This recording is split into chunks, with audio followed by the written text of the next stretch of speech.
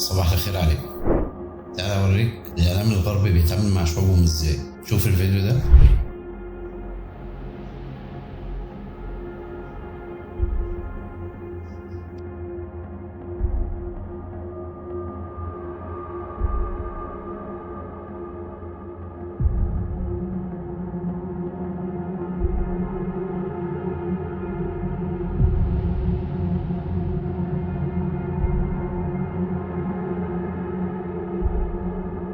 شوف هما بيمثلوا قدام شعوبهم علشان يبرروا الكارثة اللي بيعملوها، عشان يبرروا جرائم الحرب اللي بيعملوها. الناس ديت فاكرة كل الكلام اللي بيتقال إن إسرائيل بتحارب إرهاب، ليها حق الدفاع عن نفسها.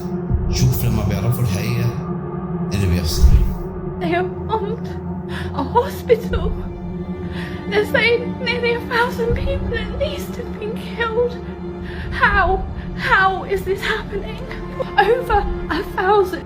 To forget the footage of the doctor who was helping in the middle of treating this infant who is connected to all kinds of machinery, who was the victim of a bombing. I don't understand how anyone can be silent right now. I can't wrap my mind around it. Why is it a problem? It's only a problem when Israelis die. Why is it not a problem when Palestinians die? Tell me why. The media only mentions the deaths of the Israelis. They don't want to mention the deaths of the Palestinians. كونك انك تشارك عشان الناس دي تعرف الحقيقة هيكون ضغط على الحكومات بتاعتهم، هيكتشفوا شعاراتهم الوهمية. بتتكلم عن الحرية وحقوق الإنسان، حكوماتها بتتكشف. وده الإعلام بتاع العالم الغربي. كونك بقى إن أنت لو عايز تشارك في الموضوع ده، شارك الفيديوهات ديت عشان الناس دي تعرف الحقيقة. شوف الناس دي لما بتعرف الحقيقة اللي بيحصل، دي هتكون ورقة ضغط على الحكومات بتاعتهم، الحكومات اللي بتأيد حق الدفاع المشروع عن النفس اللي هو بالأونطة تحت مسمى محاربة الإرهاب. كل الدول العربية رفضت تسمي حماس جماعة إرهابية ومسمياها مقاومة، وبتقول على ما تسموش إن هما بيعملوا إبادة للشعب الفلسطيني. مفيش أي كلام من اللي بيتقال ولا أي فيديوهات من اللي بتطلع. الفيديوهات ديت كلها حرب إعلامية بيعملوها علينا. لازم تشارك في الحرب المضادة وتكشف الحقيقة. شوف الإعلام بتاعهم بيقول إيه، تحس إن هما في وادي تاني خالص وناس يعني ملايكة وإحنا اللي شياطين.